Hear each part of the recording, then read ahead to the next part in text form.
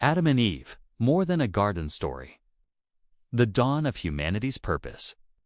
In the vast silence before time's steady march, there was a moment, an awakening of life, unlike any other. Imagine a world untouched. The first breath of humanity drawn amid a garden shimmering with life's potential.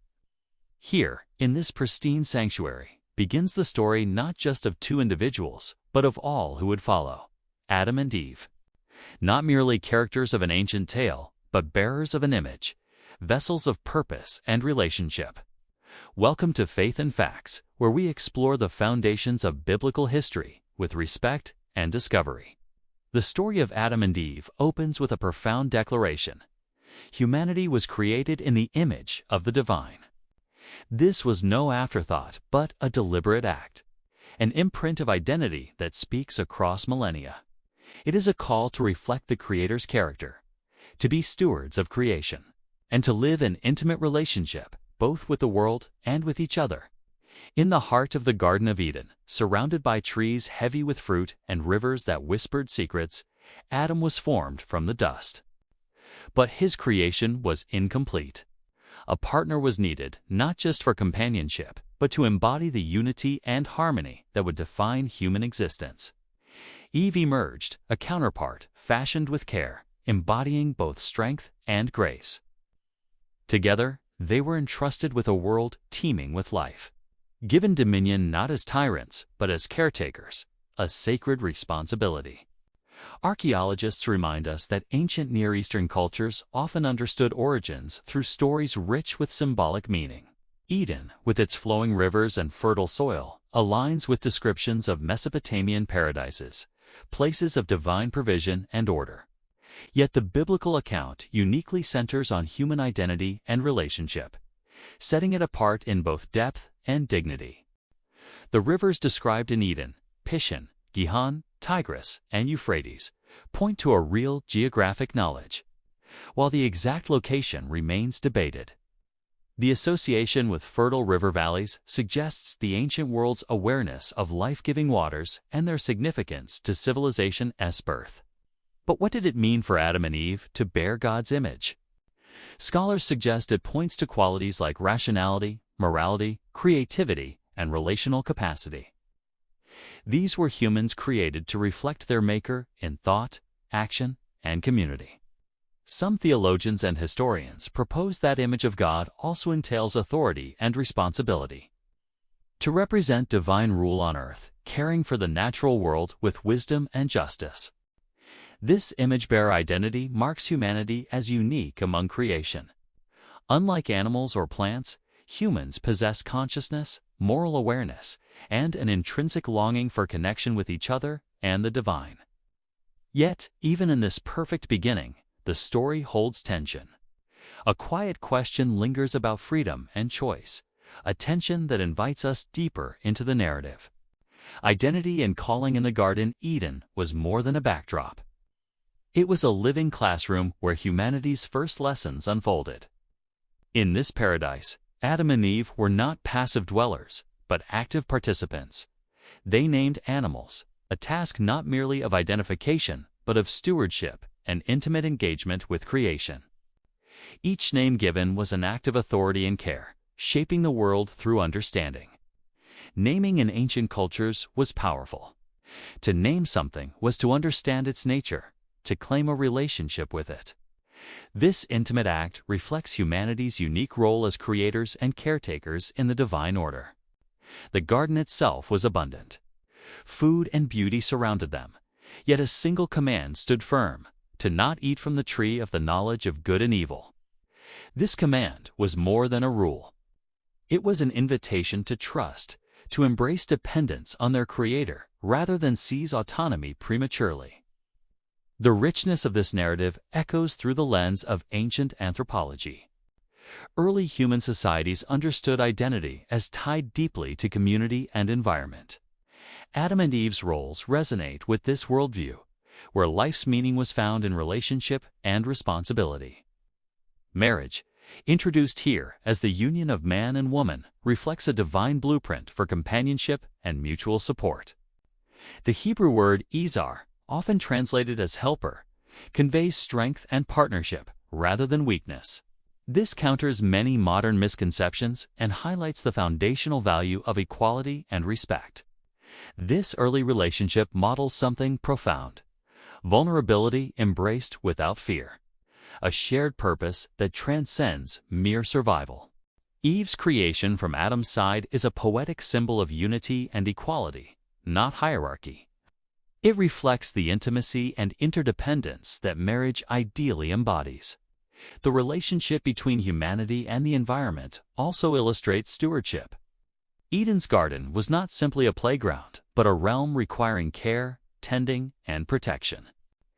This resonates with ancient Mesopotamian traditions where kings were viewed as caretakers of the land under divine command. Ancient artifacts show how communities revered gardens as sacred spaces of fertility, abundance, and life's renewal. The biblical garden serves as a metaphor, but also a real model for human vocation, a call to nurture, cultivate, and sustain. Life in Eden was marked by rhythm, work and rest, relationship and reflection, trust and freedom. The command regarding the tree of knowledge placed human beings at a crossroads, a tension between obedience and autonomy that would shape all that followed. And yet, despite this harmony, the narrative holds a subtle reminder that human freedom carries weight. Choices have consequences that ripple through history. The test of freedom and trust beneath the canopy of Eden's lush trees. A moment of tension stirs. A test of obedience and trust. The serpent, a figure wrapped in mystery and ancient symbolism, approaches Eve with words that challenge the very foundation of her relationship with God. Did God really say you must not eat from any tree in the garden? The question is cunning, sows doubt, twisting truth and enticing curiosity. This scene carries layers of meaning that scholars continue to explore. Serpents often symbolized wisdom or chaos in ancient Near Eastern mythologies. Yet here, the serpent's role is singular, a catalyst that invites humanity to confront freedom's peril and potential. The choice to eat from the forbidden tree was more than disobedience.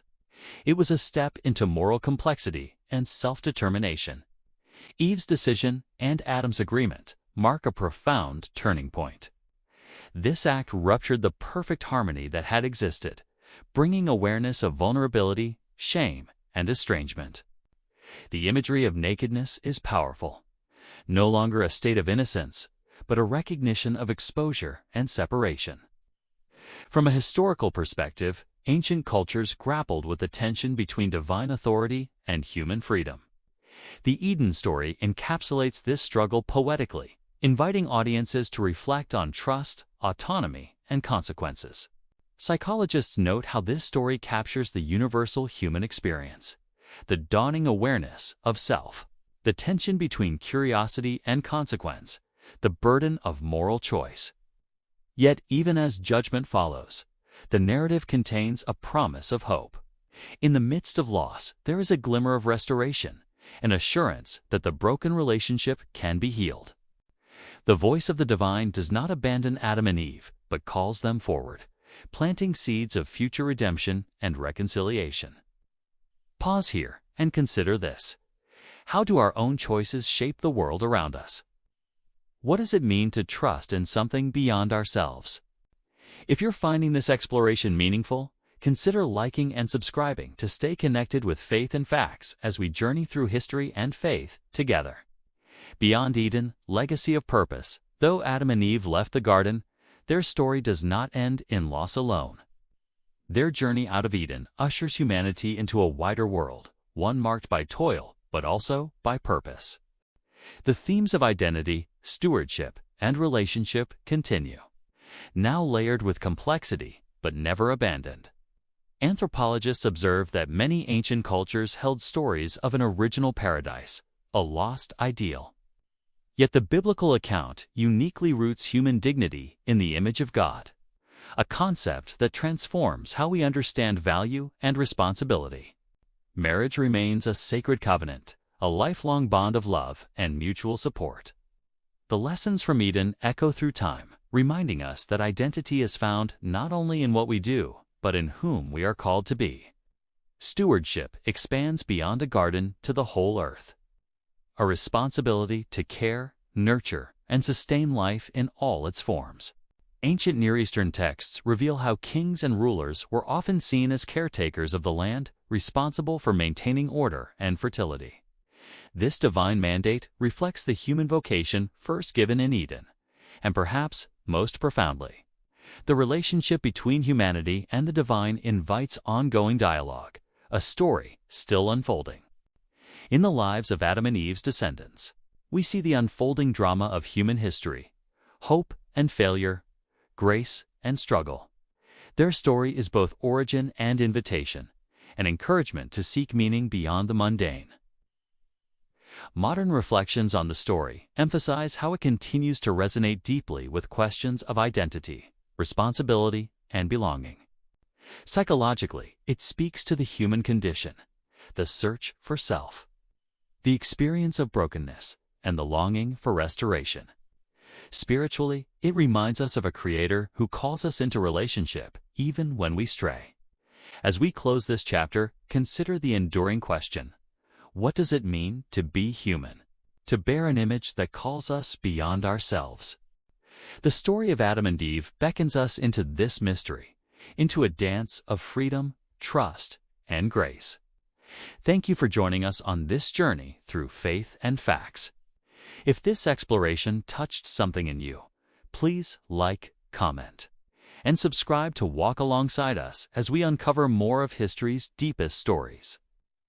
Until next time, may your own story be one of purpose and discovery.